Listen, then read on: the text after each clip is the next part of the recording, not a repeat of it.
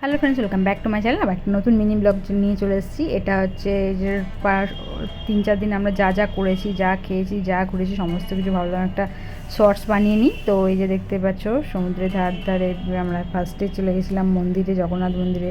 সেখানে ধ্বজা চেঞ্জ দেখলাম। তারপরের দিন গেছিলাম সকালে পুজো দিতে। এই যে সমস্ত কিছু তোমাদের সাথে শেয়ার করছি। আর এই ব্লগটা, মিনি ব্লগটা কেমন লাগছে অবশ্যই কমেন্ট করে জানিও। আর আমি এখানে আই বাটনে এখানে দিয়ে রাখবো বড় ব্লগের লিঙ্কটা, মানে ডেলি ব্লগের। তো তোমরা ডে 1 ডে 2 সমস্ত কিছু দেখে নিতে পারো। কেমন লাগছে সেগুলো অবশ্যই জানিও।